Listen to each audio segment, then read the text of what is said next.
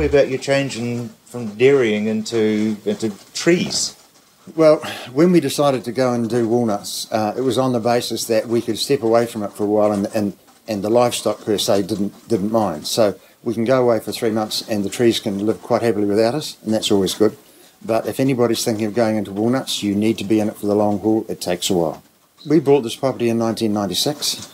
We started planting in 98, 2000. Firstly, we planted shelter and then we planted walnut trees. We're now in year 18. If I hadn't made a big investment in machinery this year, we would have broken even for the first time. But in saying that, the forecast is still looking very good. At the moment, it's exciting times because the walnut growers are getting together and we're looking at forming a company to take over the local processing at West Melton, who are looking to retire from the business. They've been marvellous servants of the industry, and so it's now up to growers to pick up the ball and run with it, really. Demand in New Zealand is an interesting one. We have not got enough New Zealand supply to meet New Zealand demand. We're currently importing around 600 tonnes a year. But in saying that, local supply will grow quite quickly over the next 4 to 5 years. We're at the stage now where the orchards are just starting to come in. There was a number of orchards that were planted about the time we started, which is back in 2000. And those orchards are starting to come on stream now. And sometimes their production is getting anything up to 300% increases year on year. So you look at the trees, you haven't got a clue what's coming, but what I do know is I believe it's going to be bigger than last year. We've got 4 varieties planted here. We've got the standard one, most prolific is Rex. Mayrick is another one that's a very popular nut because it has a softer shell. You can crack it by hand, just squeeze it in your fingers. And we've also got 2 other varieties, 157 and Sahama, because they're a slightly bigger nut, and as a table nut they're really, really nice. But New Zealand's nuts have a unique flavour, and it's believed that the flavour of New Zealand nuts is because of our slightly cooler climate and the ground conditions that we have here. So our nuts tend to have a soft, nutty flavour, whereas if you buy American nuts, for example, like Chandler, well, to us they're tasteless, they're very bland. And if you buy the European nuts, like Frank Drenmuhl or those ones, I find them very harsh.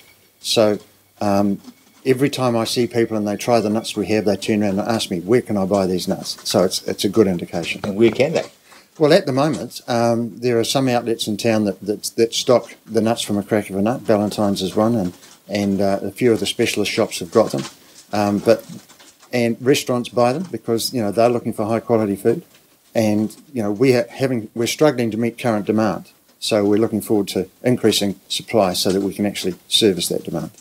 All of our trees are grafted trees. So the signwood's been taken off the individual tree that is the mother tree for these ones, and that's how we get our specific varieties. So there's wee cunning move there.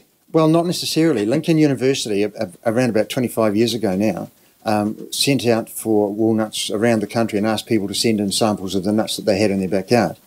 And they checked those for things like shell seal, because that'll tell you how long you can keep nuts before they go rancid, and flavour, and the ratio of kernel to shell. And they came up with a few varieties which were then put into a trial at Lincoln University, and they ran those for about 14 years to gather how much information they could with regard to yield and the consistency of the traits that we were looking for. And they came up with 2 recommendations, which was Rex and Mayrick. Rex is named after Dr. Rex Baker, who was involved in the early trials. I'm not quite sure where Mayrick got its name from. But the other ones had the generic numbers of 157 or 128 or whatever. They were numbered just in the trial. And Tahama's is a standard breed that's been around for a while. It's actually in the States and a few other places.